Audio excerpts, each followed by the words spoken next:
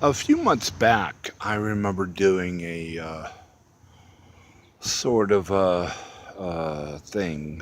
Um, I don't know whether it was on MeWe or Google Plus or whatever that day's platform was, but I remember breaking down my life here on the road into minerals and uh, natural elements. You know, I remember looking back on wood and steel and maybe aluminum and concrete. You know, and I did sort of a breakdown. Looking back in a retrospective way over the years, how very natural elements have somehow informed me and shaped me and have been honored throughout the country in the years that I've been on the road. Um, so tonight, I would like to talk about not like those elements that have been honored, so much as those elements that have been, well, kind of dishonored. I don't know how else to say it. I mean, perhaps dishonored is the best way. There have been certain elements where, and usually it involves bedding of some sort for the homeless tramp and stuff. And the different sort of materials that he finds, in bed with him at night. Not the lice, not the head lice, not the bed bugs, not the, that you would find in a normal, studio apartment or, one bedroom apartment in such fashionable cities as Boston or whatever. But I'm talking like on the street and on the road. Um, Here in Columbus, Ohio, along the Alum Creek Trail here, I don't have to worry about fire ants. Okay.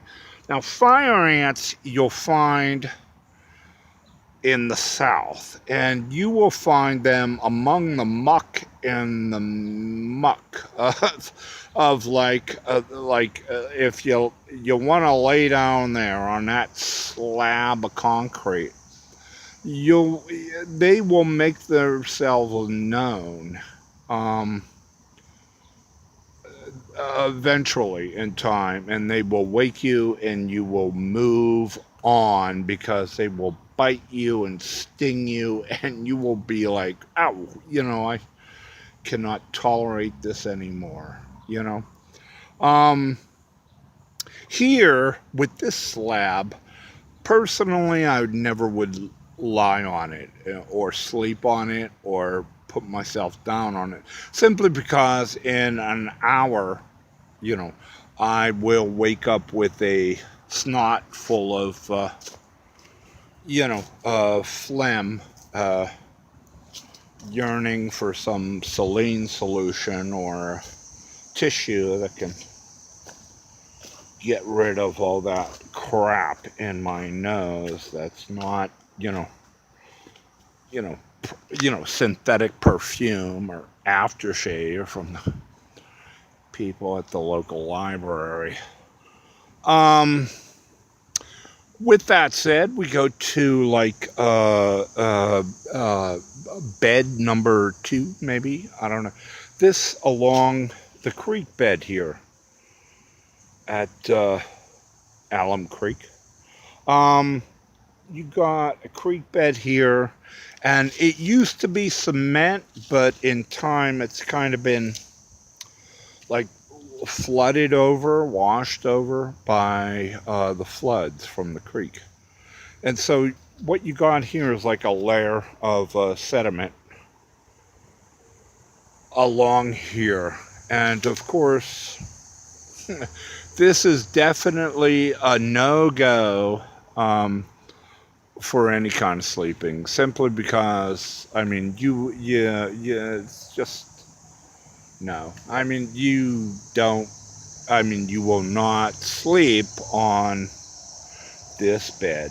I mean, you might get a few hours on this bed. You're not going to get nothing on this bed. I don't care north or south. Okay. Um,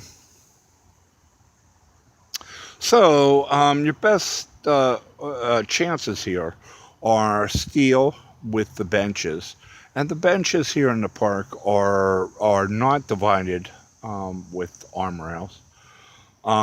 They're not, you know, 6 feet long either, but with a little effort, I can do it.